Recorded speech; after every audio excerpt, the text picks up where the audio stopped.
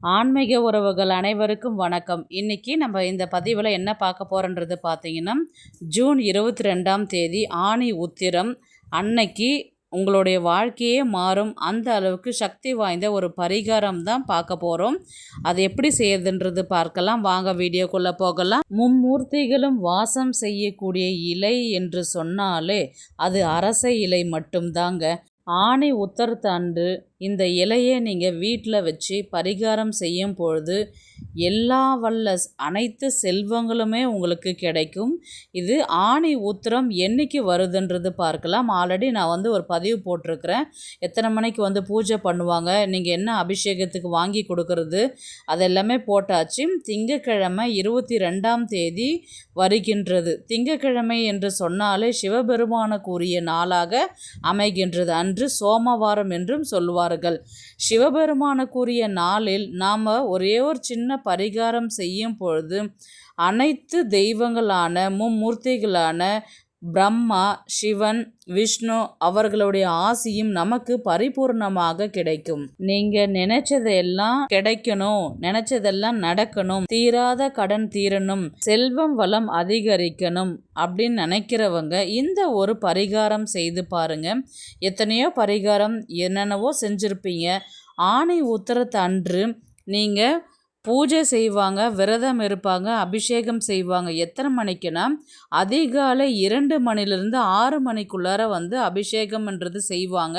அன்று நாள் முழுவதுமே ஆணி உத்திரம் இருக்கும் பொழுது அதனால் நம்ம அந்த பரிகாரம் சாயந்தர நேரத்தில் நம்ம பூஜையே செய்யலாம்.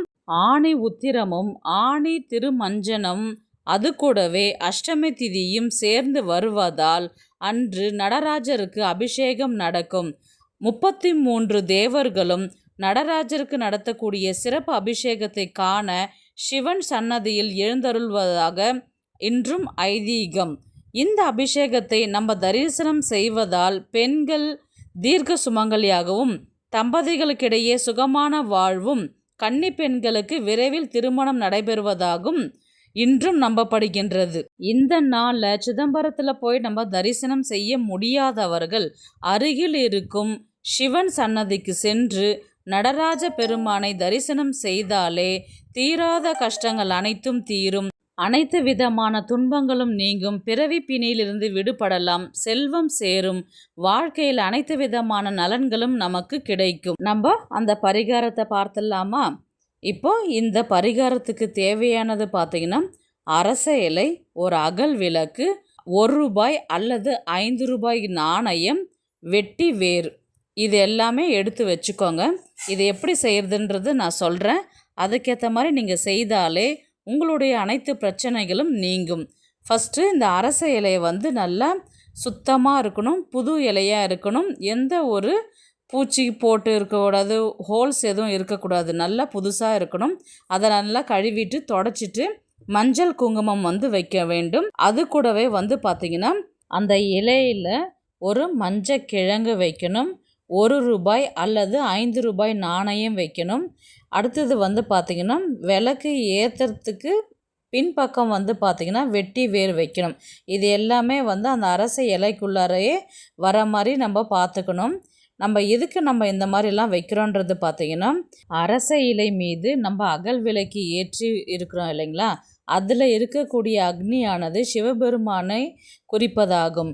இதனுடைய இடது பக்கத்தில் பார்த்திங்கன்னா மஞ்சள் கிழங்கு வைக்கிறோம். அது அம்மனை குறிக்கிறது, அதாவது சக்தியை குறிக்கிறது. அடுத்தது வலது பக்கம் பார்த்திங்கன்னா 5 ரூபாய் நாணயம் நம்ம வைக்கிறோம் இல்லைங்களா, அது பார்த்திங்கன்னா சந்திர பகவானை குறிக்குது.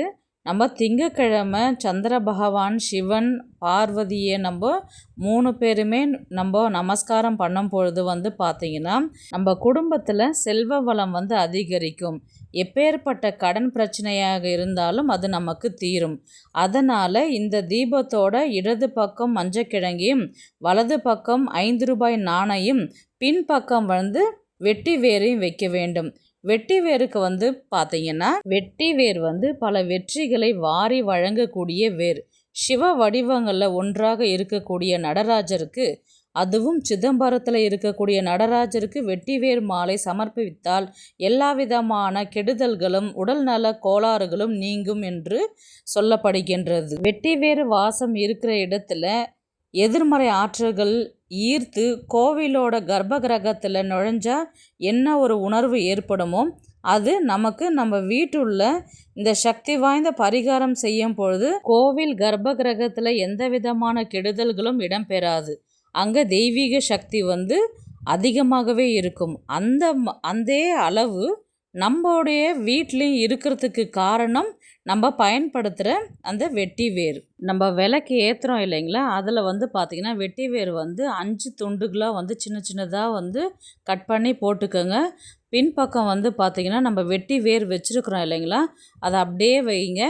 அதை வச்சதுக்கப்புறம் பார்த்திங்கன்னா நீங்கள் அந்த பூஜையெல்லாம் முடித்து இந்த விளக்கு ஏற்றி அது குளிர்வித்த பின்பு நீங்கள் அந்த வெட்டி வேரை பார்த்திங்கன்னா ஒரு பாத்திரத்தில் தண்ணீரை நிரப்பி அதில் வெட்டி வேரை ஃபுல்லாக நல்லா முழுக வச்சுட்டு அதை நல்லா நைட்டு ஃபுல்லாகவே விட்டுடுங்க. அடுத்த நாள் காலையில் நீங்கள் குளிச்சுட்டு அந்த வெட்டி வேர் ஊறின தண்ணியை வீடு முழுக்க வாசலிருந்து வீட்டு உள்ளார வரலையுமே நீங்கள் தெளிச்சிட்டு வந்தீங்கன்னா கோவிலில் இருக்கிற அந்த கர்ப்ப கிரகத்தில் இருக்கிற வாசம் போல் நம்ம வீட்லேயுமே அந்த வாசம் நிறைந்து இருக்கும். இதனால் நேர்மறை ஆற்றல்கள் அதிகரிக்கும். ஆணி உத்திரம் அன்னைக்கு நடராஜருக்கு அபிஷேகம் நடத்தக்கூடிய அந்த நேரத்தில் பார்த்திங்கன்னா எல்லா தண்ணீர்லையுமே வெட்டி வேர்ன்றது கலந்து அதுக்கப்புறம் தான் அபிஷேகன்றதை பண்ணுவாங்க. அந்த நேரத்தில் நம்மளும் பார்த்திங்கன்னா நம்ம வீட்டு பூஜை அறையில் நம்ம இந்த வெட்டி வேரை நம்ம ஆகாசனம் செய்யும் பொழுது கண்டிப்பாக அந்த நடராஜருடைய அருள் நமக்கு பரிபூர்ணமாகவே இருக்கும். இது ஒரு அதிசயத்தை ஒரு மாற்றத்தை உங்கள் வீட்டில் கண்டிப்பாக ஏற்படுத்தும். இந்த வீடியோ உங்களுக்கு பிடிச்சிருக்குன்னு நான் நினைக்கிறேன். இது போன்ற ஆன்மீக தகவலுக்கு நம்முடைய ஆன்மீக குறிப்புகள் சேனலை சப்ஸ்கிரைப் பண்ணிக்கோங்க. நெக்ஸ்ட் ஒரு நல்ல பதிவில் சந்திக்கலாம். பாய்.